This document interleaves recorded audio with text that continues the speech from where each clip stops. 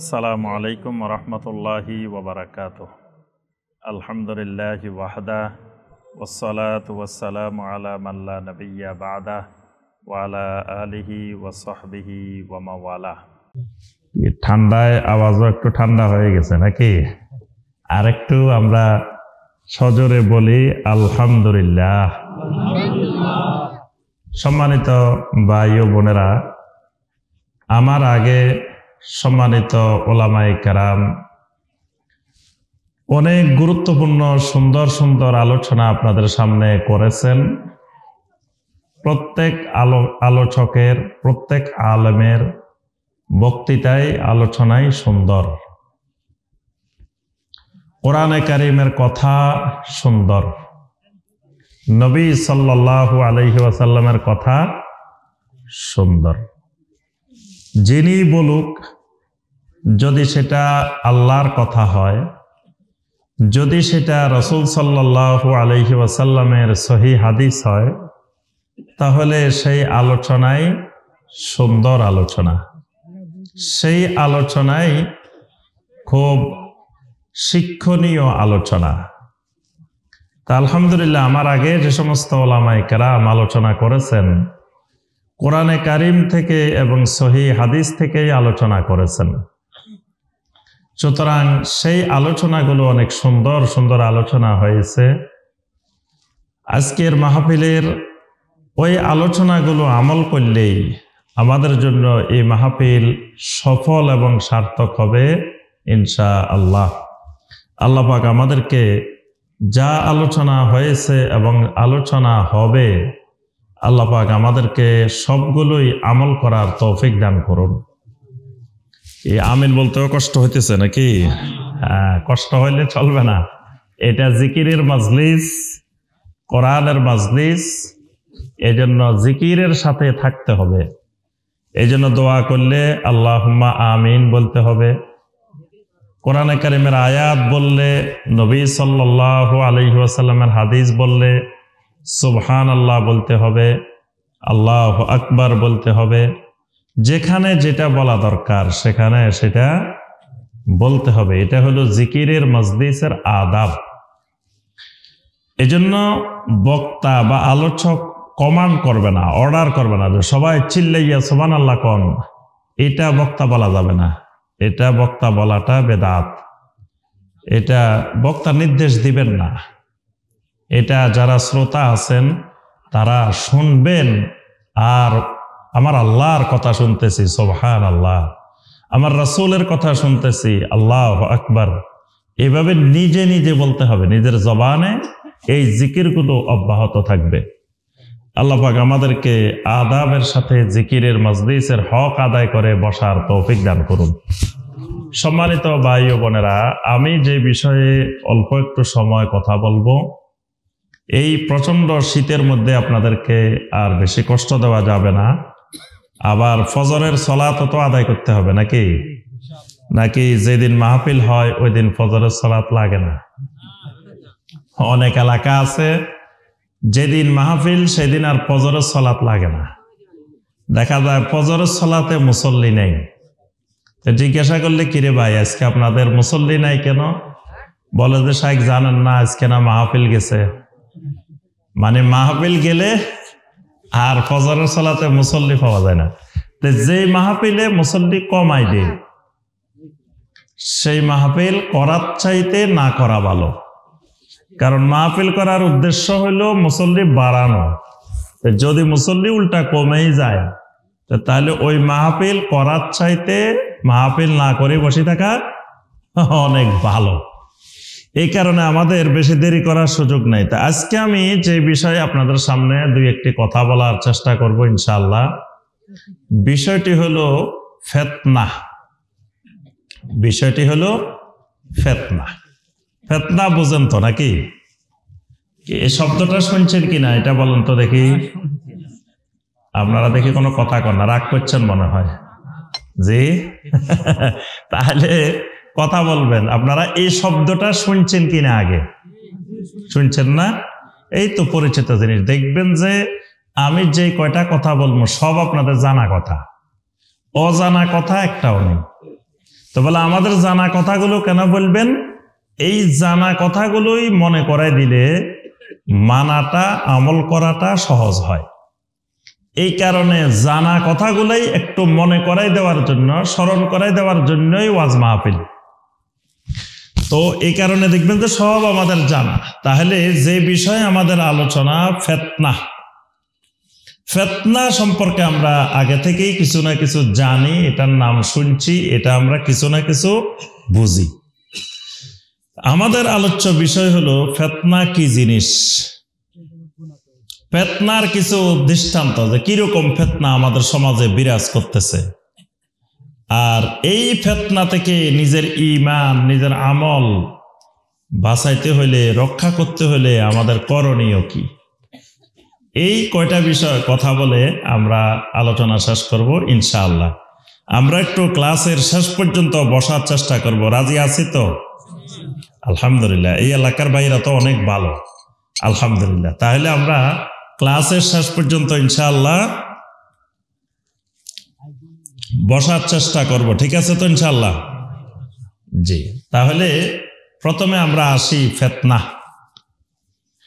সহিহ মুসলিমের হাদিস, আল্লাহ রসুল সাল্লাল্লাহু আলাইহি ওয়াসাল্লাম আমাদেরকে বলেন, বাদিরু বিল আমাল ফাসাতাকুনু ফিতানান কাকাতাইল লাইলিল মুজলিম ইউসবিহুর রাজুলু মুমিনান ওয়া ইউমসি কাফিরান ওয়া ইউমসি মুমিনান ওয়া ইউসবিহু কাফিরান ইয়াবিউ দীনাহু বিআরাদিম মিনাদ দুনিয়া। সুবহানাল্লাহ। আল্লাহ রাসূল সাল্লাল্লাহু আলাইহি ওয়াসাল্লাম আমাদেরকে লক্ষ্য করে বলেন, বাদিরু বিল আমাল, ও আমার উম্মতেরা, দ্রুত গতিতে, অতি তাড়াতাড়ি আমলের সাথে লেগে যাও, আমলের দিকে এগিয়ে আসো। আমলের ক্ষেত্রে বিলম্ব করার সুযোগ নাই, দ্রুত গতিতে আমলের সাথে লেগে যাও, আমল করো আমার উম্মত, আমলের সাথে লেগে যাও। কারণ কি? ইয়াতবাউল মাইয়াতা সালাসাতুন, মাইয়াত যখন, মানুষ যখন মারা যায়, আল্লাহ রাসূল সাল্লাল্লাহু আলাইহি ওয়াসাল্লাম বলেন, একজন মাইয়াতকে যখন কবরস্থানের দিকে নিয়ে যাওয়া হয়, তখন ওই মাইয়াতের পিছনে পিছনে তিনটা জিনিস তার কবর পর্যন্ত যায়। এই তিন জিনিস হলো আহলুহু ওয়া মালুহু ওয়া আমালুহু। নবী সাল্লাল্লাহু আলাইহি ওয়াসাল্লাম বলেন, তিনটা জিনিস তোমাদের পিছনে পিছনে কবরস্থান পর্যন্ত যায়। এক নম্বরে ওই মাইয়াতটার পিছনে পিছনে মাইয়াতের আহালেরা যায়। যেই মানুষটা মারা গেছেন তার ছেলেরা যায়, তার নাতিরা যায়, তার ভাইয়েরা যায়, তার প্রতিবেশী যায়, অন্যান্য আশেপাশের ভাইয়েরা, দিনদার মুসলিমেরা যায়। তার আহাল তাকে কবরস্থান পর্যন্ত দিয়ে আসে। তার সাথে সাথে আরো একটা জিনিস যায়, সেটা হলো আমালুহু, তার মালটাও কবরস্থান পর্যন্ত যায়। মাল কেমনে যায়? দেখবেন এলাকার ধনী মানুষটা মারা গেছে, মালদার মানুষটা মারা গেছে, সম্পদশালী মানুষটা মারা গেছে, তার জানাজার মধ্যে মানুষ বেশি। গরিব মানুষটা মারা গেছে, তার জানাজায় মানুষ কম। তাহলে এই মানুষ বেশি হলো কিসের কারণে? মালের কারণে, সম্পদের কারণে। দেখবেন আলহামদুলিল্লাহ, আপনাদের এটা তো আহলে হাদিস সমাজ, এখানে বেদাত মুক্ত সমাজ, কিন্তু যেখানে দেখবেন শিরিক আর বেদাতের আড্ডাখানা, সেখানে মানুষ মারা যাওয়ার সাথে সাথে কোরআন খতমের আসর বসে। একজন মারা গেলেই একবারে দল বল নিয়ে কোরআন খতম শুরু হয়ে যায়। তখন ধনী মানুষ মারা গেছে, ইমাম সাহেবকে, হাফেজ সাহেবকে আর ফোন দেওয়া লাগে না। খবর পাওয়ার সাথে সাথে মাদ্রাসার সব ছাত্র নিয়ে এসে কোরআনে কারিম খতম শুরু করে দিছে।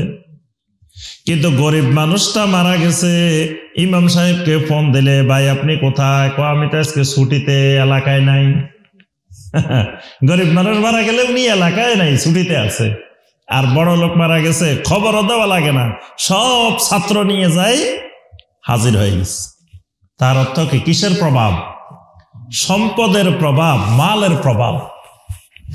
এই জন্য আল্লাহ রাসূল সাল্লাল্লাহু আলাইহি ওয়াসাল্লাম বলেন, ইয়াতবাউল মাইয়াতা সালাসাতুন আহলুহু ওয়া মালুহু। তার পিছনে পিছনে আহাল যেমন যায়, মালটাও তেমন যায়। আরো একটা জিনিস তার পিছনে পিছনে তার সাথে কবরস্থান পর্যন্ত যায়, সেটা হলো আমালুহু। তার জীবনে যে আমল করেছে, যে কাজগুলো করেছে, সে আমলগুলোও তার সাথে যায়। আল্লাহ রাসূল সাল্লাল্লাহু আলাইহি ওয়াসাল্লাম বলেন, ফায়ারজিউ ইসনান। তিন জিনিস তোমার কবর পর্যন্ত গেল, কিছুক্ষণ পরে সর্বপ্রথম তোমার থেকে বিদায় নেওয়া শুরু করবে তোমার সম্পদটা। তোমারে যখন জানাজার পরে কবরের মধ্যে রাখা হবে, তখন সম্পদ তোমাকে লক্ষ্য করে বলবে, এতদিন পর্যন্ত এই গুরুদাসপুরের কত জমিনের মধ্যে, কবলার মধ্যে, দলিলের মধ্যে তোমার নামটা লেখা ছিল।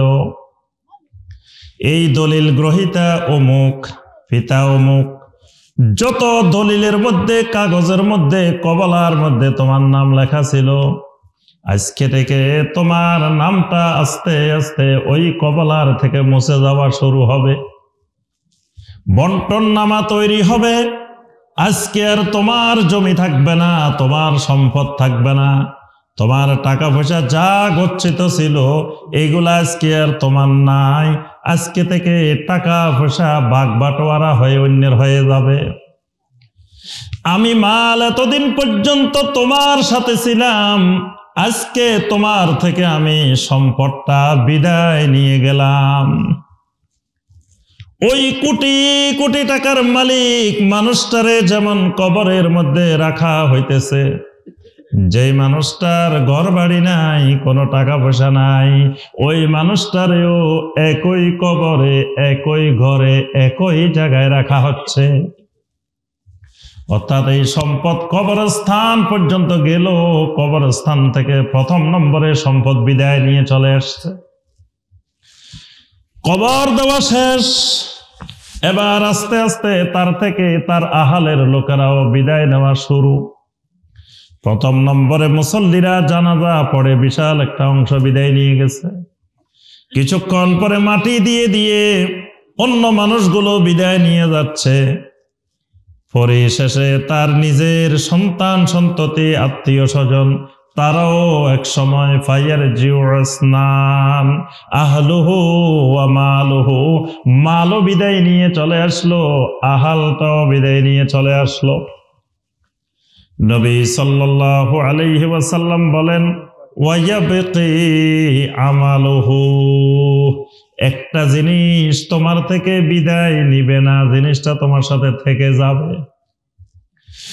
তোমার কবরের মধ্যে জিনিসটা তোমার সাথে থাকবে, তোমার হাসরে তোমার সাথে থাকবে, তোমার ফুলসেরাতে তোমার সাথে থাকবে। আখেরাতের যতগুলা ঘাটি আছে, প্রত্যেকটা ঘাটির মধ্যে তোমার সাথে সাথে থাকবে। সেই জিনিসটা হলো আমালুহু। সেই জিনিসটা হলো কি? আমল।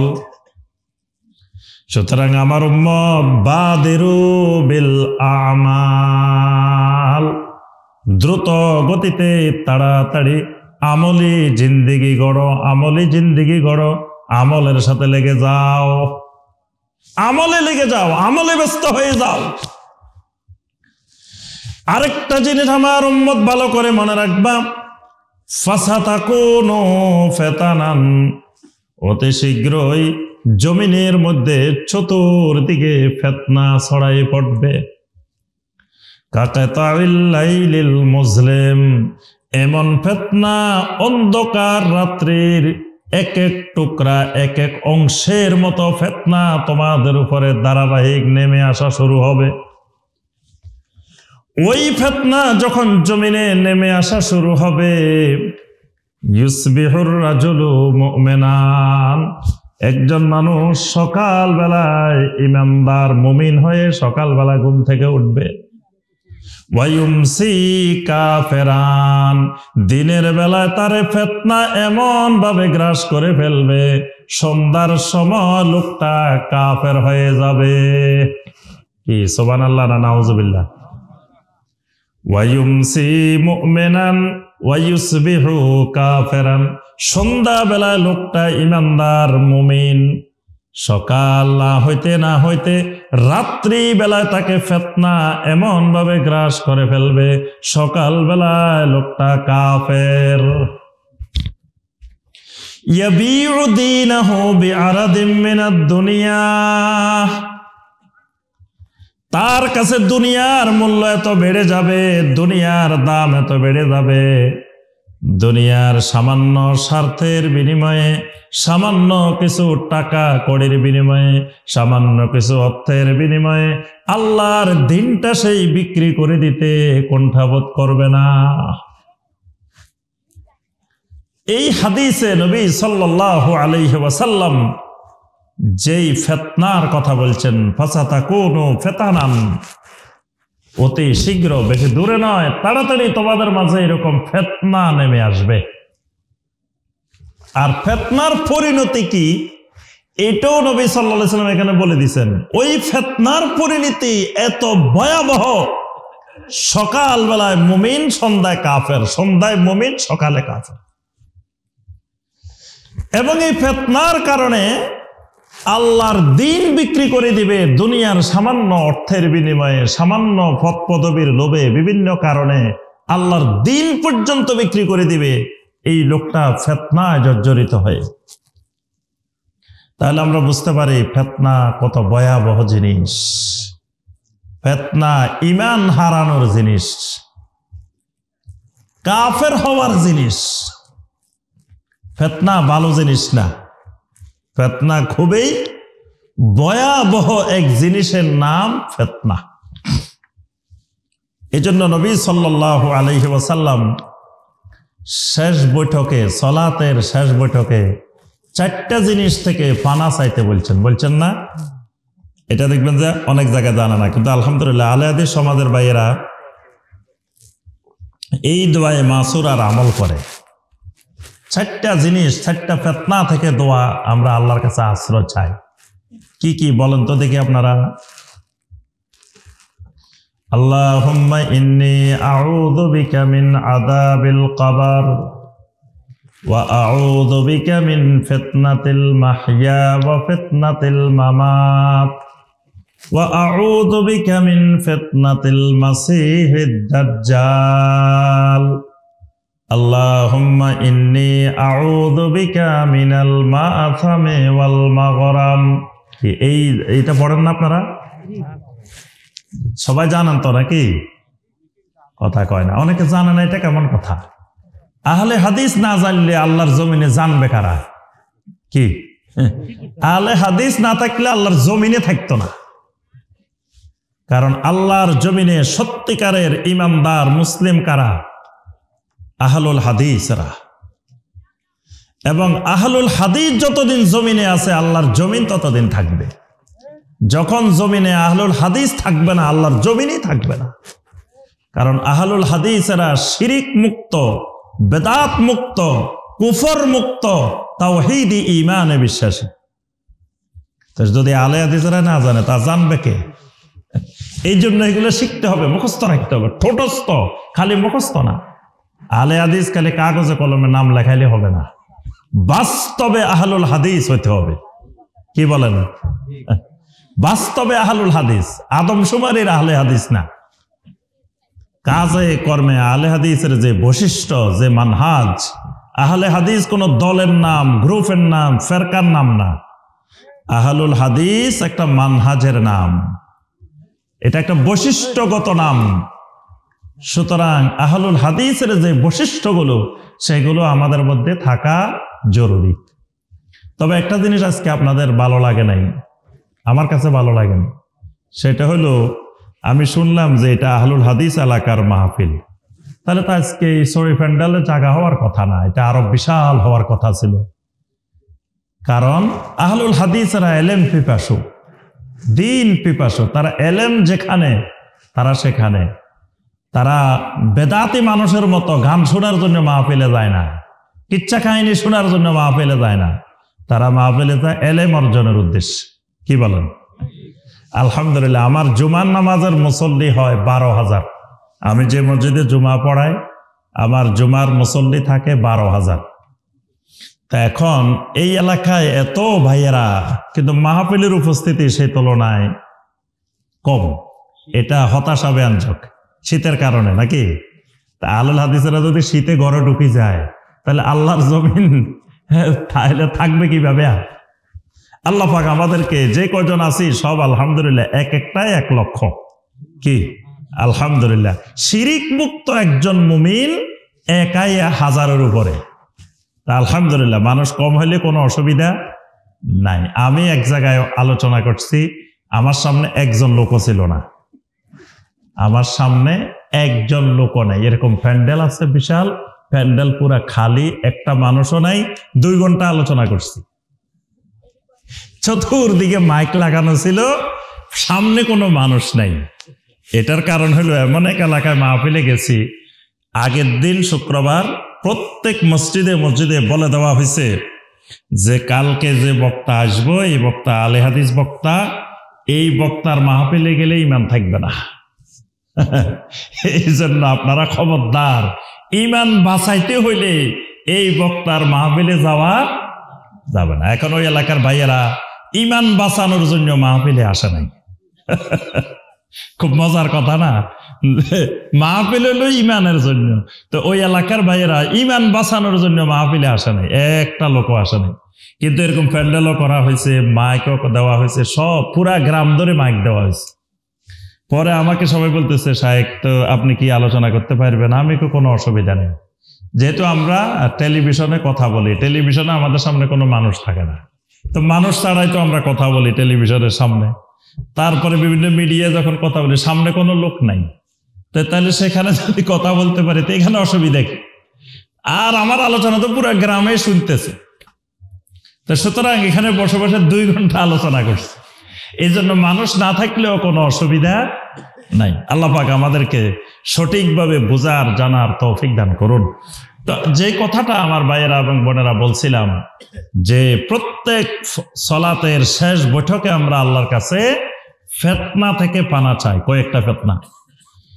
একটা ফিতনা, আউযু বিকা মিন ফিতনাতিল মাসিহিদ দাজ্জাল, মাসিহে দাজ্জালের ফিতনা থেকে আল্লাহ রাব্বুল আলামিনের কাছে পানা চাই।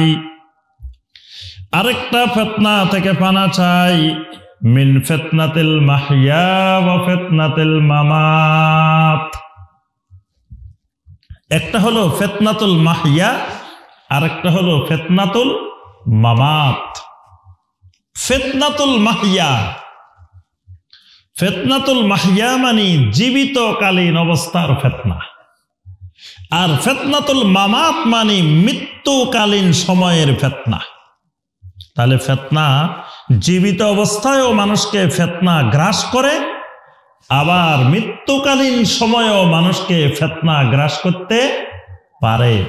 এই কারণে আল্লাহ রাসূল সাল্লাল্লাহু আলাইহি ওয়াসাল্লাম 2টা ফিতনা থেকে, ফিতনাতুল মাহইয়া এবং ফিতনাতুল মামাত, 2টা ফিতনা থেকে আল্লাহর কাছে সবসময় পানা চাইতে বলছেন। এখন ফিতনাতুল মাহইয়া কোনগুলা, জীবিতকালীন ফিতনা কোনগুলা, এগুলা জানা দরকার। জীবিতকালীন ফিতনা 2 ধরনের ফিতনা। এক ধরনের ফিতনা হলো ফিতনাতুশ শুবুহাত, আরেক ধরনের ফিতনা হলো ফিতনাতুশ শাহওয়াত। জীবিত অবস্থায় একজন ঈমানদার 2টা ফিতনার সম্মুখীন হয়। কয়টা ফিতনা? 2টা ফিতনা। একটা ফিতনার নাম ফিতনাতুশ শুবুহাত, আরেকটা ফিতনার নাম হলো ফিতনাতুশ শাহওয়াত। এখন আসেন এবার ফিতনাতুশ শুবহাত কোনগুলা? ফিতনাতুশ শুবহাত, একজন ইমানদার, একজন মুমিন ঈমান আনার পরে যেই বিষয়গুলার উপরে ঈমান আনবে ওই বিষয়গুলার ব্যাপারে যাররা পরিমাণ, বিন্দু পরিমাণ সন্দেহের অবকাশ রাখা যাবে না। একজন ঈমান আনছে আবার সন্দেহ পোষণ করে, তাহলে ঈমান থাকবে? ঈমান আনা মানে ঈমানের সাথে সম্পৃক্ত যত বিষয় আছে একটা বিষয়ের মধ্যে কোনো সন্দেহ থাকা যাবে না। আল্লাহ রাব্বুল আলামিন সূরা আল হুজুরাতের মধ্যে বলছেন, ইন্নামাল মুমিনুনা আল্লাযীনা আমানু বিল্লাহি ওয়া রাসূলিহি সুম্মা লাম ইয়ারতাবু ওয়া জাহাদু বিআমওয়ালিহিম ওয়া আনফুসিহিম ফি সাবিলিল্লাহ উলাইকা হুমুস সাদিকুন। আল্লাহ রাব্বুল আলামিন বলেন, ইন্নামাল মুমিনুন, মুমিন তো শুধুমাত্র ওই মানুষগুলাই, আল্লাযীনা আমানু বিল্লাহি ওয়া রাসূলিহি, যেই মানুষগুলো আল্লাহর উপরে এবং রাসূলের উপরে ঈমান এনেছে। সুম্মা লাম ইয়ারতাবু, এর পরে ঈমান আনার পরে বিন্দু মাত্র কোনো সন্দেহ পোষণ করে না। ঈমান আনছে, ঈমান আনার পরে ঈমানি বিষয়ে কোনো সন্দেহ পোষণ করে না। আমার কথা বুঝতেছেন তো? ওয়াজাহাদু বিআমওয়ালিহিম ওয়া আনফুসিহিম ফি সাবিলিল্লাহ, এবং জান মাল দিয়ে আল্লাহর রাস্তায় জিহাদ করে ঈমান আনার পরে। উলাইকা হুমুস সাদিকুন, আল্লাহ রাব্বুল আলামিন বলেন এই মানুষগুলো ঈমানের ব্যাপারে সত্যবাদী। সুবহানাল্লাহ। তাহলে একটু গভীরভাবে ভালো করে লক্ষ্য করেন, আল্লাহ এবং রাসূলের উপরে ঈমান আনার পরে সুম্মা লাম ইয়ারতাবু, কোন ধরনের সন্দেহ তার অন্তরের ভিতরে থাকে না, এটার নাম ঈমান, এটা ঈমানের শর্ত। কিন্তু যে ফিতনাটা বললাম ফিতনাতুশ শুবহাত, শুবহাতের ফিতনাটা হলো ঈমান আনার পরে ঈমানি বিষয়গুলোর ব্যাপারে, আখিরাতের ব্যাপারে, কবরের আযাবের ব্যাপারে, হাসরের ব্যাপারে, যাবতীয় বিষয়গুলোর ব্যাপারে আস্তে আস্তে ভিতরে সন্দেহ তৈরি হয়, ইয়াকিন তৈরি হয় না, ইয়াকিনের পরিবর্তে শাক তৈরি হয়। ইয়াকিন হলো দৃঢ় কঠিন বিশ্বাস। এজন্য দেখেন একটা জিনিস লক্ষ্য করেন, সূরা আল বাকারার শুরুতে আল্লাহ পাক মুত্তাকিনের যে পরিচয় বলছেন সেখানে বলছেন হুদাল্লিল মুত্তাকিন আল্লাযীনা ইউমিনুনা বিল গায়ব। প্রথম বলছেন যারা গায়বের প্রতি কি করে? ঈমান আনে, ইউমিনুনা বলছেন। কিন্তু আয়াতের শেষে এসে আল্লাহ পাক বলছেন ওয়া বিল আখিরাতি হুম ইউকিনুন, এখানে কিন্তু ইউমিনুন বলেন নাই, আখিরাতের প্রতি ঈমান বলেন নাই, আখিরাতের প্রতি ইয়াকিন বলছেন। ইয়াকিন, ইয়াকিন মানে একবারে দৃঢ় কঠিন আকারের বিশ্বাস, গাঢ় বিশ্বাস, যেই বিশ্বাসের মধ্যে যাররা পরিমাণ সন্দেহের অবকাশ নাই। তাহলে ঈমান আনার পরে আখিরাতের ব্যাপারে সামান্য পরিমাণ সন্দেহ নাই। আল্লাহ রাব্বুল আলামিনের ইবাদত যখন করে ঈমান আনার পরে, যখন আল্লাহ রাব্বুল আলামিনের ইবাদত করে তখন মনে হয় যেন সে আল্লাহ রাব্বুল আলামিনকে দেখতেছে। সুবহানাল্লাহ। এটা হলো ইয়াকিন, এমন ইয়াকিন মনে হইতেছে সে আল্লাহকে দেখতেছে। এজন্য নবী সাল্লাল্লাহু আলাইহি ওয়াসাল্লাম বলেন আনতাবুদাল্লাহা কাআন্নাকা তারাহ, এমন ভাবে আল্লাহর ইবাদত করো যেন তুমি আল্লাহ রাব্বুল আলামিনকে দেখতেছ। ফাইল্লাম তাকুন তারাহু ফাইন্নাহু ইয়ারাক, যদি তুমি আল্লাহ রব্বুল আলামিনকে নাই বা দেখো, কিন্তু আল্লাহ রব্বুল আলামিন তোমাকে দেখতেছেন। তাহলে একিন কাকে বলে?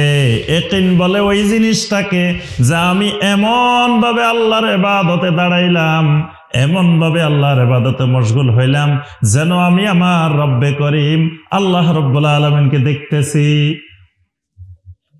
দেখার মতো মনে হইতেছে, কিন্তু আল্লাহকে দেখা সম্ভব না। এই চোখ দিয়ে আমরা আল্লাহকে দেখবো না, কিন্তু না দেখলেও আমি যখন দাঁড়াইছি মনে হইতেছে আমি আল্লাহকে দেখতেছি। মনে হয় আল্লাহ মনে হয় আমার সামনে। যখন আমি সাজদা দিতেছি মনে হইতেছে আমার আল্লাহর সামনেই আমি সাজদাটা দিতেছি। এই অনুভূতি তৈরি হইলে এটার নাম ইয়াকিন। আর এটা যতক্ষণ তৈরি হবে না ততক্ষণ হইল আমার ঈমান, মানে বিশ্বাস। এটা গভীরে পৌঁছবে, ইয়াকিনের স্তরে গিয়ে পৌঁছবে। আচ্ছা, এবার আসেন, এটা কেন বলছি? ফিতনাত শুবহাত বুঝাইতে গিয়ে বলছি। মনে রাখবেন সূত্র কিন্তু ওই জায়গায় যে দুই ধরনের ফিতনা, ফিতনাতুল মাহিয়া, জীবিতকালীন ফিতনা দুইটা, একটা ফিতনাতুশ শাহওয়াত আর একটা ফিতনাতুশ শুবহাত। মনে থাকবে আপনাদের? কথা কয় না, থাকবেও কয় না, থাকবে না হবে না, একটা না একটা তো হবে, হয় থাকবো না হয় থাকবে না। কে মনে থাকবে তো ইনশাল্লাহ? তাহলে জীবিতকালীন ফিতনা কয় প্রকার? একটা হলো, দেখে বলেন তো, দেখে আরবিতে বলতে পারবেন? একটা ফিতনাতুশ শুবহাত আর একটা ফিতনাতুশ শাহওয়াত। তা এখন আমরা বলতেছি শুবহাতটা কি, শুবহাতটা বুঝাইতেছি যে শুবহাতের ফিতনাটা কি জিনিস। শুবহাতের ফিতনাটা হলো ঈমান আনার পরে যাররা পরিমাণ ঈমানের মধ্যে কোনো সন্দেহ থাকার অবকাশ নাই। ঈমানটা আমার ইয়াকিন পর্যায়ে পৌঁছাইতে হবে। আমি আল্লাহর গোলামি, আল্লাহর ইবাদত এমন ভাবে করতে হবে যেন আমি আমার আল্লাহ রব্বুল আলামিনকে দেখতে পাচ্ছি, আমার সামনে যেন আমার আল্লাহ। এটার নাম হলো ইয়াকিন। দেখবেন একটা লোক রাতের 3টায় তার বিমানের ফ্লাইট হলো রাতের 3টায়। লোকটাকে যদি আমি বলি ভাইজান এখন বাজে রাত 11:15, আপনি একটু 1 ঘন্টার জন্য ঘুমাই থাকেন, 1 ঘন্টার জন্য ঘুমান, কোনো অসুবিধা নাই, নিশ্চিন্তায় নাক ডাকি ঘুমান। লোকটারে কইলাম যে আপনার 3টায় ফ্লাইট, আপনি এখন একটু ভালো করে নাক ডাকি কি করেন? ঘুমান। এই আল্লাহর বান্দা যদি 1 ঘন্টার জন্য ঘুমায়, 11:15 ঘুমাবে, 12:15 লোকটা ঘড়ির মধ্যে, মোবাইলের মধ্যে অ্যালার্ম দিয়ে রাখবে। কি ঠিক আছে না মাইক? ঠিক আছে না? লোকটা দেখবেন 12:15 অ্যালার্ম দিবে। দেওয়ার পরে ওই 1 ঘন্টার মধ্যে লোকটা দেখবেন 4 বার 5 বার কিছুক্ষণ পর পর বারবার খালি ঘড়ি দেখে, বারবার খালি ঘড়ি দেখে, বারবার ঘড়ি দেখে। 1 ঘন্টা ঘুমাইতে দিলে 10 বার সে ঘড়ি দেখবো খালি। কি জন্য? তার ফ্লাইটটা কি মিস হয়ে যায় নাকি? সে বারবার ঘড়ি দেখতেছে, বারবার ঘড়ি দেখতেছে। তারে আমরা বলতেছি ভাই ঘুমান, কিন্তু তার ঘুম আসে না। কারণ কি? কারণ এই লোকটার ভিতরে এমন ইয়াকিন তৈরি হয়ে গেছে যে আমার যেই ফ্লাইটটা, এই ফ্লাইটটা 3টার সময় চলে যাবে। আমি বিমানে উঠলেও চলে যাবে, আমি বিমানে না উঠলেও বিমান কিন্তু চলে যাবে, আমার জন্য থেমে থাকবে না। তো যদি আমি এই ফ্লাইটে না যেতে পারি, আমার বিমান ভাড়াটা লস হবে। তারপরে আমার সেখানে যেই চাকরি বাকরি, আমার যে কার্যক্রম, সেই কার্যক্রমগুলোতে ব্যাঘাত ঘটবে। তাইলে লোকটা নিশ্চিত হয়ে নিছে বিমানটা মিস করলে, বিমান চলে গেলে তার কি কি ক্ষতি হইতে পারে।